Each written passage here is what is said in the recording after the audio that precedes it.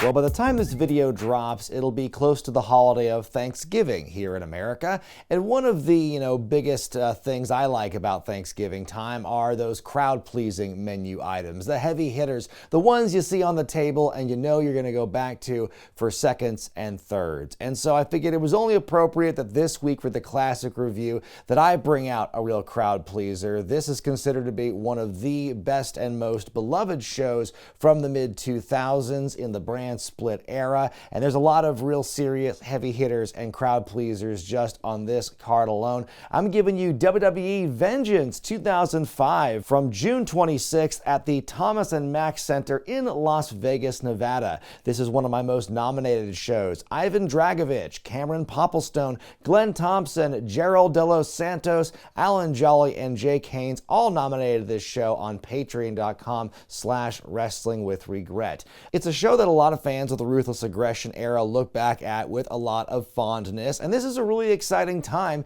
in WWE because this is post-WrestleMania 21. It's that big changing of the guard as John Cena and Batista are crowned the champions of their respective brands at that show. And so we are coming out of the fog of the Triple H reign of terror. That is winding down as we start to see more players in the main event scene across both Raw and SmackDown start to take shape. And also around this time, a very crazy time, the summer of 2005, because only a week or two prior to this pay-per-view was the first ECW One Night Stand. And that show did tremendous numbers for this reunion show, this tribute show for ECW, and they had the WWE Invaders kind of sitting there at the Hammerstein Ballroom as well. You had all these nostalgic acts and moments there.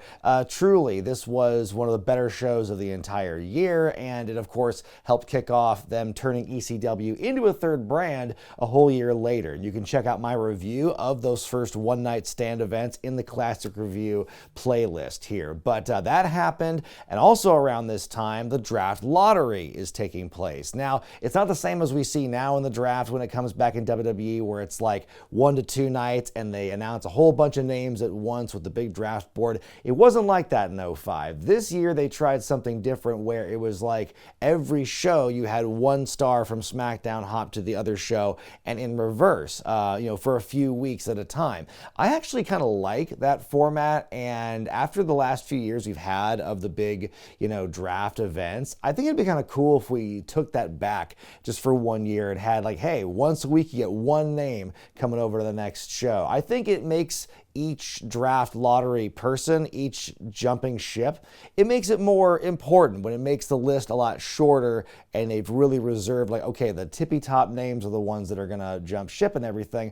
I thought that was kind of a cool intrigue and a cool way to kind of like set up the build for just one guy or one gal a week. I think that would be pretty strong. Also in the build for this show, there was a promo that was not necessarily historically significant, but it's one that sticks with my mind ever since because of just how weird and insane it was. It was the go home episode of Raw, and there was this big closing promo to end the show that combined a couple of different storylines. And it was also at the event, apparently the air conditioning in the arena wasn't working, so it was just really hot as hell. And you got all these guys, you got Triple H and Ric Flair and Kurt Angle and Batista and Shawn Michaels. They're all wearing suits and everyone's just like sweating through them, like everyone's taking their jackets off. Flair and Angle and Triple H all just look insane, having soaked through their shirts. And then you have like, I think probably one of the first woo-offs with like Kurt Angle and Ric Flair, but Kurt can't go the ooh, he can't do the falsetto when he does it, so he says woo, and Flair goes woo, woo, woo. Just under 10,000 folks in attendance here, 420,000 pay-per-view buys worldwide, much higher than either of the previous year's June pay-per-views. Those were Bad Blood and the Great American Bash. In the opening hype package, they dedicate maybe 30 seconds, the first 30 seconds, to the WWE Championship match, the triple threat coming up with John Cena, Christian, and Chris Jericho. And then the other like 2.5 minutes of this video are all about Hell in a Cell with Triple H and Batista. For every beginning, there comes an end. And there's this great soundbite from Jim Ross where he's being interviewed for this, and he says, in all the years I broadcast Hell in a Cell matches, it's never been without casualties, which makes it sound really heavy. And then, of course, you got Triple H H and Batista, each kind of narrating their perspectives on the cell. And Triple H puts over how dangerous the cell is. And, Batista repeats that line he had in the promo where he says, "I'm going to kick the devil's ass." Beautiful set for this pay-per-view, by the way. I always love when they lean into the Vegas theme whenever they're in that city. I like the fact you had like the matchup graphics of the wrestlers and these playing cards in one corner of the set for every match they had. That was really neat.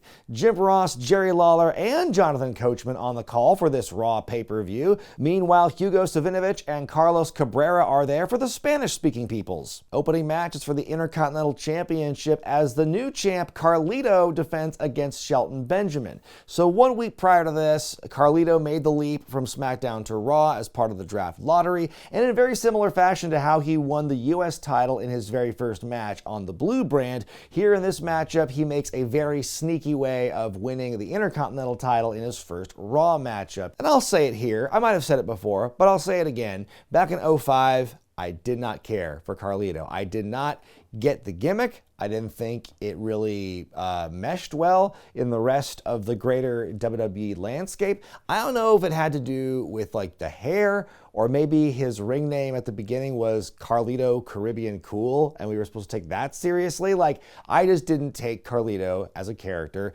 very seriously for a lot of different reasons. And, it's phenomenal the fact that he and Shelton Benjamin are still like wrestling today and still like in major companies decades later. I think it really shows you how good they are still. But I mean, just that early Carlito era, I just didn't care for it, and it just didn't, spits an apple, boo. Some nice back and forth at the beginning here. Carlito powders, he wants to leave with the title, but Shelton's having none of it. I do like this line from Lawler on commentary here where he says, "I think being a fighting champion is overrated. I want to be a winning champion." That line just made me laugh. Shelton had this crash and burn in the match they had last week, and they cannot stop talking about it in the course of this match. Every time Shelton does a move, it's like, oh man, how is he gonna go on after that crash he had last week? Or boy, can't have too many of those after the fall he had. I don't know, maybe it's because it was so rare and it was kind of shocking at the time when he had that fall, but guys, I feel that wrestlers today come back from far worse things a week later than that fall Shelton took. Shelton is incredibly agile. He leaps the top rope, hits a leaping lariat, Lito laying loopy. Carlito starts to work Shelton over, and we get this Shelton sucks chant as the match goes on, which really surprised me because I was trying to think back to this era and I was wondering, do you think there might have been maybe a fan backlash to Shelton at this point? Because he'd been Intercontinental Champion for a solid 8 months by this point. He beat Jericho the previous year at Taboo Tuesday, and then he's held the belt since. And I honestly, can't recall anything notable he did during that reign. And of course, I'm looking at it from 19 years later. So maybe that's just my memory failing me. But I'm trying to think about maybe fans were done with Shelton at this point. Maybe he was kind of getting that Rocky Maivia treatment where people were getting sick of him. Or, maybe the Vegas crowd was just being silly because they were also very pro Carlito. And this is the only match, by the way, where the crowd really does this, I guess you could call it Bizarro World kind of take just for this matchup on the night. It's really weird. The crowd does eventually get behind Shelton after all as he starts to make his comeback, but it still sounds split. Shelton firing back up with rights and left, punches and kicks, big back body drop, fighting on the top, and we get this big guillotine drop over the rope here. Carlito undoes Chekhov's turnbuckle pad in the corner. Shelton goes for the stinger splash, but Carlito pulls the pad out of the way. Shelton goes right into it face first. We get the roll up with the tights. Carlito wins and retains. I give it 3.5 stars. I think it was a good matchup, and again, the power of hindsight and looking back and just kind of appreciating what these guys were doing way back then. I can appreciate it more now. And these guys were, good, solid, fast-paced matchup here. Two young guns, having a good opening exhibition. Just a weird crowd was kind of my big takeaway from it. Backstage, present-day Triple H leads 2005 Triple H and Ric Flair to their locker room. We get a shot of the cell above the ring, and JR refers to it as Satan's spa of suffering and pain. And I wonder if he called it that as a segue into our next match, because maybe when he was writing things out, he thought, ladies like going to the spa. This is a ladies match. Christy Hemme takes on Victoria. At a swimsuit contest on Raw a few weeks ago, Victoria got mad that Christy won and just beat the hell out of her as a result. The following week, Hemme snapped on her in a match. She just went really full-blown like anger mode here. Christy just gets so mad thinking about Victoria. She almost beats up Todd Grisham over it, but smash goes ajar over Christy's head, and Todd goes, "Oh my God!" God bless Jim Ross for trying to put Christy over and giving her half a chance in this matchup here against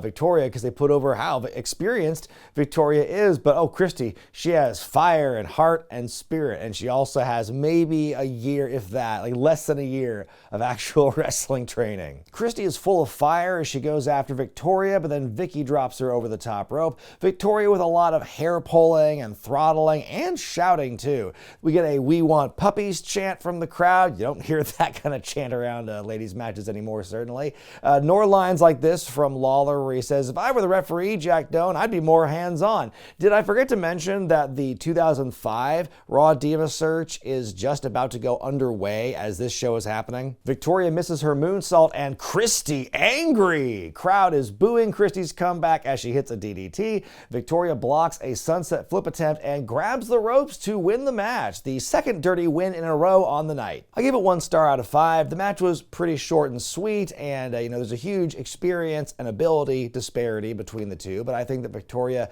made Christy look pretty good. I think Christy held up her end pretty well as well. I mean, despite the limited amount of things she could actually do in the matchup here. And I think it's very silly that Victoria, who is the better, more experienced wrestler, had to resort to like cheating to win against, the scrappy upstart and everything who can barely hit a move. Todd Grisham is in the promo zone with WWE champion John Cena and his terrible new shirt. He said, "Last time we saw you, you made JBL say I quit," and Cena cuts him off saying, "Yo, yo, yo, that was the past. That was SmackDown. Raw is totally different," he says. He says he feels like a new kid at school, and he asks Todd, "Were you ever a new kid at school?" And Todd goes, "Yeah, I was also most popular. I was most athletic. Fine, in 10th grade I had an accident, peed myself in science class, and everyone called me Todd Pissum."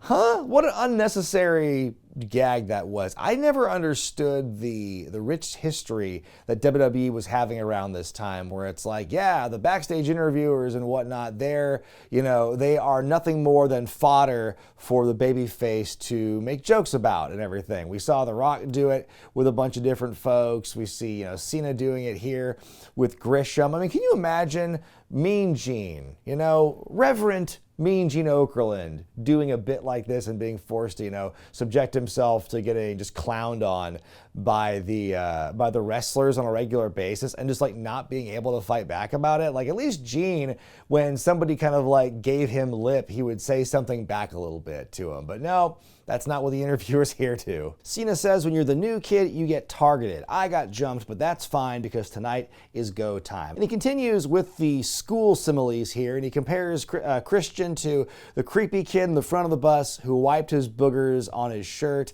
And then he called Jericho a rock star who wore leopard spandex to the senior prom and stuffed his crotch. I'm like, hey, you know what? In the grand scheme of things, that's not as bad as being the kid at the front of the bus who's picking his nose. So that's actually kind of a compliment. Cena says that school is out and tonight is all business. He says it's not about fame or fortune like what Christian wants or selling records like what Jericho wants. It's about taking care of those who took care of him. He says he fought like hell to win it, and he will fight like hell to keep it on his first Raw pay-per-view. Pretty solid promo here. Oh baby, here we go, folks. Oh man, I can't wait to talk about stuff like this. This is the dawning of the Kane, the good guy rapist era, as the Big Red Machine takes on the rated R superstar in Edge. So by this point, Kane and Lita have been married for a while now, and after several months of, being angsty and angry at each other, the more time goes on, and especially after the loss of Lita's, demon spawn, they start start to bond more. They start to have more of a shared connection and shared, goals and whatnot. And as that keeps going on, Edge is doing his, mean little heel stuff he's been doing. There's been the Gold Rush tournament to see who would get a shot at the World Heavyweight Championship. And ultimately, the finals came down to Edge and Kane. Lita famously betrays her own husband, joins up with Edge, and helps him win that Gold Rush tournament to become the #1 contender. Thus begins the union between these two, and it's going to be a big big heel act in WWE for a long time, Edge and Lita. And this, of course, is all them changing the storylines under or in front of this backdrop of the real life drama going on right now, where Matt Hardy made public this affair that Edge and Lita were having behind the scenes, and so how he was cheated on and everything. He gets fired for going public with it, which is, messed up in its own way, certainly. But then the writers decide to have art imitate life by having Lita join up with Edge now. And so now Kane is kind of this Matt Hardy proxy for the time being, because Matt is in between his stints in WWE around this time. There is a vocal, outrage from the fans and the demand that they bring Matt back. And so they're going to try and take this real life heat, and they're going to use it to put more heat on Edge and Lita, and also in doing so, make Kane a babyface. So despite all the things you've seen Kane do for the last 2 years or so, especially since being unmasked, especially what he's done to Lita specifically, even though now he's kind of fighting for her honor and he's more valiant about it now, this is how they turn Kane face. And they make him this real sympathetic, sad puppy kind of thing, where you have Todd Grisham interviewing him and he goes, "This pain hurts more than anything. Quit crying, you fucking rapist." So then in the build up to the pay-per-view, Lita and Edge announce they're going to have a wedding, because, the marriage to her and Kane has now been annulled and everything. And they have the wedding ceremony. They show the sappy footage of the two of them. And my favorite part is they show the clip of Lita throwing Kane's wedding ring in the toilet. And then in this video package, they add the sound of it hitting the water, bloop. Also, they tease a Matt Hardy return in this wedding sequence, where it's anyone wants to object to this, speak now, forever hold your peace. We hear Matt Hardy's theme, and the crowd is going nuts for it. Edge and Lita say, "Oh my God," and then they're like, "Ha, fooled you. Matt Hardy's still fired, bitches." That to me spoke they're definitely testing the waters. I think that Matt's firing is not a permanent thing. Because again, if they fired someone and they really wanted you to forget about him, they wouldn't mention him at all. So the fact they are kind of poking the bear and bringing up this real life thing and trying to now cross the threads of kayfabe with Kane and the real life with Matt, he's coming back real soon. And then during the wedding, Kane's head pops out of the canvas and the priest has this great delivery where he says, "By the power invested me in Jesus Christ." Kane wrecks the wedding, he tombstones the priest, and now he's a monster again. Yay! Kane starts off very strong, just tearing at Edge for the first couple of minutes. We get a lot of chants during this matchup here. We have a "We Want Matt" chant,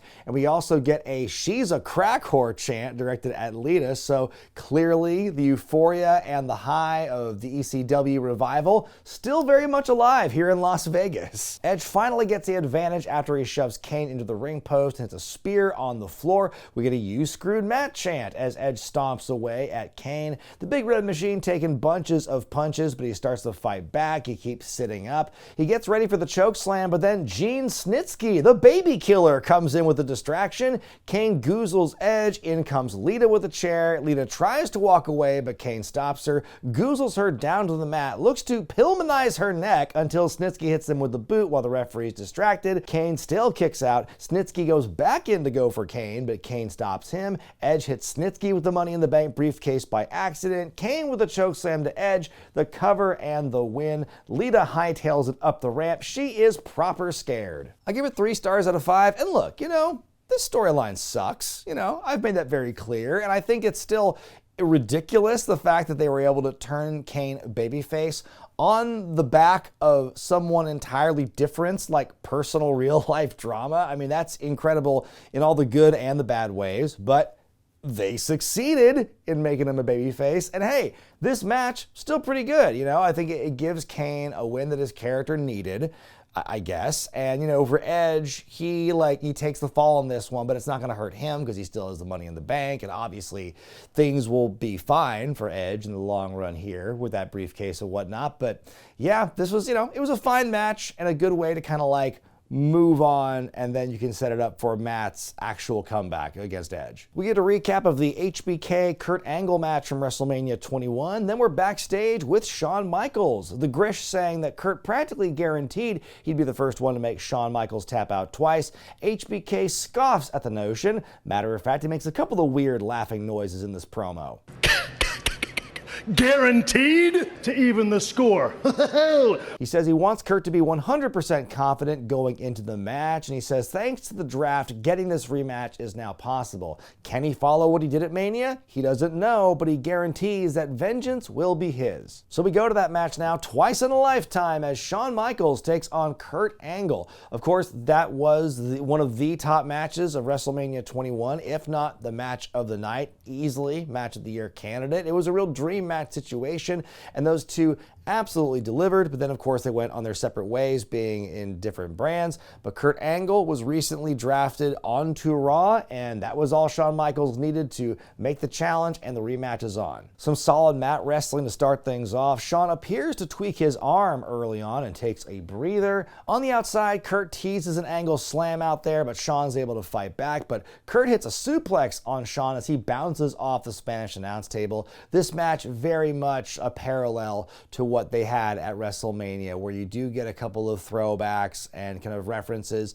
to some of the things earlier in that matchup here, but it still feels very new because it is so rare. And that story of, the speed of Michaels and the speed of Angle working together, and how Angle could slow things down once he has that advantage, as he's working over HBK for a very long time. Even if it's a buckle bomb on him. We get a couple of double downs in a row. Shawn kips up, goes on this big run. Takes a long time to tune up the band, but Kurt eventually clotheslines him. This takedown countered into a nice DDT by Michaels. Kurt with another suplex. He hits the Angle slam. The ankle lock is applied, the same move he used to win at Mania. We get this referee bump. Shawn is still selling his leg, something fierce, even to the point where Mark Eaton is checking on it now. It's one of those moments where it's oh my gosh, is this really real? I think he's really hurt. I think, just the fact they were able to kind of pause things for a little bit to really add to that tension was pretty dramatic. And then out of nowhere, Shawn hits the sweet chin music, very similar to what happened at WrestleMania.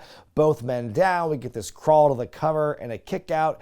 Kurt goes up top. He goes for a flying nothing, but Shawn hits him with another sweet chin music for the win. It's the most devastating flying nothing I've ever seen. This one gets 4 stars out of 5 for me. Another awesome match with these two. I don't think it's quite on the level of what Mania 21 was. Still an awesome match, and you really can't take anything away from them. It was just, when all you have to do to have a rematch like this is just say, let's run it back. And the fans are into it, and the fans are down for that, and it's just as good or almost as good as the original. It's that's how you know the skill and the gravitas these guys have. You don't even need a story. It's just hey, let's fight. Them's fighting words. So Coach is back in the promo zone now, interviewing world champion Batista, and he's putting on that heel shtick pretty thick here. He says, hey, if it weren't for the bad officiating at Backlash, Triple H would have regained the title by now. But Batista says this is for every time Hunter stabbed him in the back, and for every time he hit the sledgehammer, Triple H will have to kill him. We're both walking into hell, but I'm walking out. And then Triple H walks in, and Coach hides behind the sign, and he says, nobody beats me at Hell in a Cell, and that's exactly what you are, a nobody. They start scuffling, and the agents are pulling them apart, and right around this time, I'm looking at the timeline on my video player, and I'm boy, there's an awful lot of time left in the show, and there's only 2 matches left. How are we gonna possibly fill this time up? Oh shit, here's how we do that. We get the conclusion of the Lillian Garcia Big Viscera love story. So here's a little background for you. A couple of months before this, there was this, the crack WWE writing team. They take real life stories and they turn them into cinema, pal. Because what happened was there was this match where Charlie Haas was making his way into the ring. He's running the ropes, and in doing so, he accidentally collides with Lillian Garcia, making her way out of the ring. And she gets a legitimate ankle injury, and that sucked. But it was, kind of a funny botch. But then you've got this moment where Big Vis stands up for Lillian, Lillian and defends her honor, and then becomes this like thing with this courtship where Big Vis is trying to hit on Lillian, like singing to her and dancing with her, and he says he's got a hankering and he's got to have it. And at one point he like just has the most non sequitur, just kind of random utterance of the phrase hot dog I've ever seen. Hot dog! So now in this segment here, Lillian makes her way to the ring where there is a black couch in the middle of it. She brings Viscera out and says, "It's been a whirlwind couple of months and you've made me feel things I've never felt before. I have to admit at first, you scared me, but over time you showed what a truly sweet man you can be, what a loving man you can be, and what a sexy man you can be." And she leads him to the couch and she wants to sing a song for him, and it's a song all about how much she loves him. Oh, it's so sweet. So she gets down on one knee and proposes to Viscera. So Viscera says, "Wow, this is heavy." And at one point, I think he's probably just waiting to get cut off because he's trying to think of what to say next. And he kind of says, "I guess I'll have to take this under consideration." Like you can't even like stall a little bit more and maybe indicate yeah or nah, I don't know, something like that, but take it under consideration. That's just rude. But before he can say anything more, you hear the Godfather's music. And so sure enough, Charles Wright taking a break from his time running a strip club in Vegas to bring some of the ladies out and interrupt this proceeding and says he's got to step in here. He says, "Do you really want to hang out with one lady for the rest of your life, or do you want some hoes?" Viscera has a long think about it and says, "All aboard the hoe train." Lillian is very sad and crying and just stands there as the ladies all dance around Vis. Let's embarrass the lady, everyone. Let's just sit on this for a very long time. So it's not all perfect on this show. Sometimes you got weird storylines like this. What was it during this time period where like if we got a big dude, we got some big hoss, oh, we got to make him a freak, or so we got to have all these like sexual perverts coming out here. Like think about Kurt Angle feuding with Booker T around this time. Think about Gene Snitsky, who becomes this like foot freak all of a sudden in kayfabe. And then, oh my God, you've got Big Viscera who just humps people and does the Visagra with people. Like, why are there so many damn perverts on these shows? Up next for the WWE Championship, John Cena defends against Chris Jericho and Christian. So Cena has been drafted to Raw as the champion. That was one of the bigger moments of the draft during this time period. Cena debuting as the surprise first pick for Raw was a big deal. The pop in St. Louis was pretty insane. And he immediately gets some guff from Christian. Captain Charisma doesn't like Cena, and so they have a fight there. And then Chris Jericho is also involved with this. He basically is upset that Christian's been named the #1 contender, and so he very physically, gets himself into the mix here by attacking John Cena and saying that he wants to be the champion as well. And right now, Jericho is undergoing this big heel turn where he is just so busy right now with all his media obligations and things with Fozzy and all the other shows he's hosting. He's basically saying, peace and love, peace and love. I simply no time to be anyone's tag team partner or to be on shows on time. And I also remember watching this at the time and thinking, oh my God, I was like really excited for the fact that like this was Christian's first big break in terms of like a main event caliber storyline, something for the upper tier titles. Because I've always liked Christian's work up to this point, and having that whole image change, cutting his hair and doing stuff for the peeps and whatnot, that was really good stuff. I think like his work doing the Trish Stratus partnership after Mania 21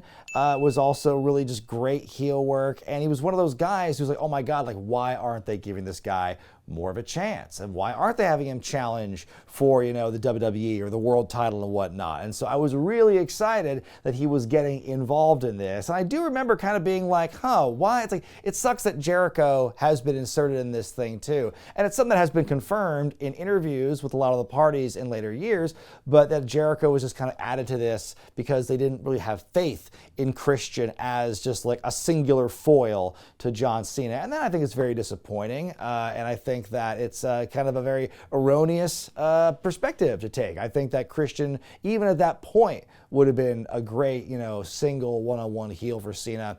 Putting Jericho in, like, I don't know, I guess it kind of makes sense because you want to add all these odds immediately and make it really interesting for Cena in his kind of maiden voyage as a champion champion on Raw, but it still felt like this feels like it should just be one-on-one. It's also hard to remember a time when Jericho walked so quickly to the ring for a match. Jim Ross bringing up how Jericho became the first ever undisputed champion at the very first Vengeance in 2001. Chris and Chin worked together to beat down Cena at first, but the union does not last long. Tyson Tomko, the problem solver, he's got a cheap shot on Cena. The referee catches it and ejects him. Cena catching Christian on his shoulders and dumping him out of the ring with the FU, so that's how we get this kind of one-on-one action. We get Jericho and Cena for a while. We get Cena and Christian for a while once he gets up and then Jericho's taken out. We even get a little bit of Jericho and Christian work as well, but that's not nearly as fun or as compelling. Christian takes right over on John. He even mocks the "you can't see me" taunt, which unfortunately activates John's moves of doom.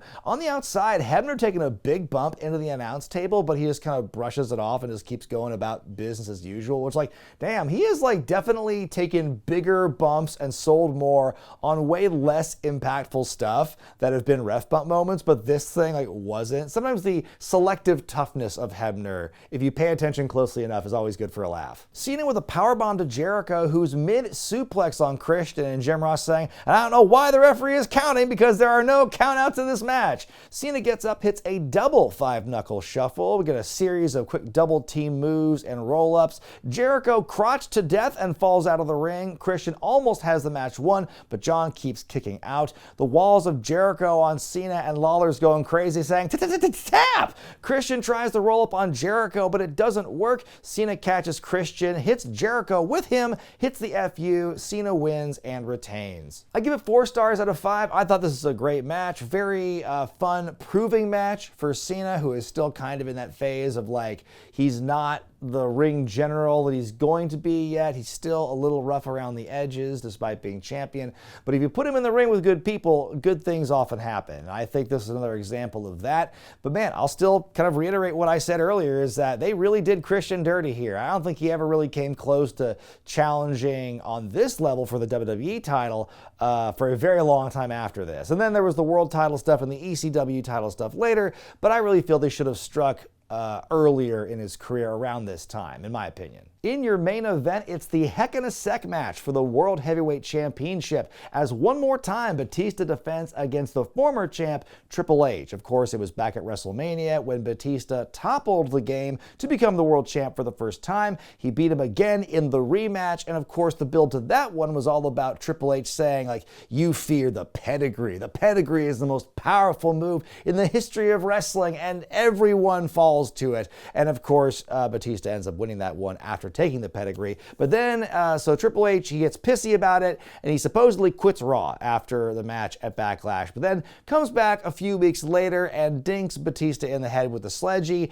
and announces he wants to have a Hell in a Cell match. This also came right after Ric Flair did another one of those things where it's like, oh, maybe I'm actually gonna be nice and walk away from Triple H. Psych, I'm a baddie, woo, kind of things. There's some very melodramatic dialogue in this feud here, in the build to this matchup. Even a ridiculous amount by Triple H standards, where he's like, "I am the devil, and this is literally, we are going into hell, and I'm going to drag you into this literal hell in the cell." And Batista's like very much action hero. "I'm gonna kick the devil's ass." Like, this is the most "we make movies, pal" talk I've ever heard. Triple H still in his chubby era as he makes his way to the ring, and Jim Ross saying, "The Hell in a Cell is no doubt morally corrupt." He also calls it the Devil's Duplex. So wait a minute, is Satan's spa of suffering and pain one of the units in the Devil's Duplex? Also, Batista has recently debuted his saliva theme variant a couple weeks before this, and looking at the gear, he is the light, Triple H is the dark. They start brawling. Triple H is the first one sent into the unforgiving steel, but he's able to throw Dave into the ring post. And as this match is going on, I'm thinking, man, Jonathan Coachman is really a non-factor in this matchup, because like, he goes backstage for a bit to do the interview, but he comes back later, and man, you wouldn't really know he's there back at the table listening to this matchup, because he maybe gets a word off every 3 minutes. if that, as Jim Ross and Jerry Lawler do most of the heavy lifting on commentary for this match by far. Trips launches bats into the cell wall, and look, the toolbox has made another cell appearance. Triple H gets this chain out and he whips Batista with it. He's like choking and hanging Batista with a chain. We have like 20 minutes left in the show, folks. We're already doing hanging spots. And Jim Ross saying, Batista needs to find a way out of this situation. I'm like, yeah, this is really one way to describe that. It's a situation. But Batista survives all that and creates some space. Now he is the one doing the whipping with the chain. Spine on steel upon steel upon steel by Batista. Trips is now bleeding, but he's able to hit a big spine buster. And then Trips gets out this like barbed wire wrapped steel chair. He hits Batista in the back. You could see the blood and the puncture wounds. My God. This is a very brutal matchup here. I mean, it's crazy the amount of physicality in this match, and they really elevate it, for Heck in a Sec. And I'm thinking about the last Hell in a Cell match I watched. That was Bad Blood 03. That was Triple H and Nash, and that one was just not a very good cell match. And there were weapons, and yeah, there's blood, but it just doesn't feel as convincing in nearly the way that Batista and Triple H feel in terms of just how they interact, how they sell. More stuff on and around the chair. At one point, Batista fights out of a pedigree attempt and power slams Triple H onto it. JR losing his mind on this matchup, and rightfully so. I mean, give Jim Ross credit here. He's putting over both guys. He's putting over the brutality again and the violence of this match. Like, Jim Ross definitely turned it up to 11 for this main event. DDT on the chair, and now Batista is a bloody mess as Triple H grabs the sledgy. He dinks him with it. We get the cover. Somehow Batista kicks out. Batista takes Hunter to Dick Kick City. He grabs Sledgy and goes for an attack, but the H-Man turns around, hits him with a steel chain, and then the grossest part of this match, Triple H goes for a flying nothing, but lands face first on the business end of the Sledgy and sprays blood everywhere out of his mouth before he falls. That was so gross. Dave keeps murdering H with the steel steps outside and inside the ring, but Trips hits a low blow, the pedigree, the cover, the kick out. Oh my God! He looks to go for the pedigree on the steps, but Batista blocks it and spine busters him onto them. And then the final climactic moment, Batista goes for his bomb. He's got Triple H up there. He's got the sledgehammer in his hand, but he can't come down with it fast enough. And so Batista hits him with the power bomb, pins, and wins to retain the world title. This one gets 4.5 stars out of me. I mean, this was a kick-ass Hell in a Cell match. Much better than the one I reviewed from 2 years prior on the timeline, because it was brutal, it was physical, it was bloody, you had the weapons, and they went to the hanging fairly early, but they were able to keep that intensity going with more ridiculous weapons and whatnot, and it was all very much like it was that titanic battle that they'd kind of been building up toward in the dialogue for this in the weeks building up. And again, this is just a great showing for Batista. Triple H does a great job being that foil, and they each give as good as they get in this one. And like I said, for Cena, that was a great proving match for him, and I think the same applies for Batista here. I think that these are a couple of matches that really helped elevate both men, who are still looking for that legitimacy, still trying to get that credit, attached to them as they are still very young in their title reign. So it's a very powerful victory for the champion here, and it is mercifully the end of the Batista-Triple H feud. Soon after this, Batista is going to move from Raw to SmackDown to counteract Cena moving to Raw, and then the cycle will be done and the earth will heal once again. My grade for Vengeance 2005 is an A-. This is a really kick-ass show, for the Raw themed shows. This is a really big step up. I think all the matches were pretty darn good. Even Victoria and Christy Hemme, though it wasn't an amazing match, it still wasn't like a dumpster fire of a match. The only thing I just really didn't care for out of all this show was the Viscera Lillian Garcia segment. That would have been a good combination name for them. Ooh, it's Viscerin. Ugh. But besides that, it was still a very well done show. A lot of great matches. You had a little bit of everything sprinkled throughout. It was just a great show. But what did you think of Vengeance 05, and how about this review? Let me know in the comments section below. Well, folks, next time on the Classic Review, due to some scheduling, wonkiness on my part, we are going to have our next classic review 1 week from now. And it's going to be the last time I look at WCW in the year 2024. I know some of you are maybe bearing with me on this one, but it's a very historic WCW show because next week I'm looking at the very first Monday Nitro. But until then, I'm Brian Zane, and I'll see you next time.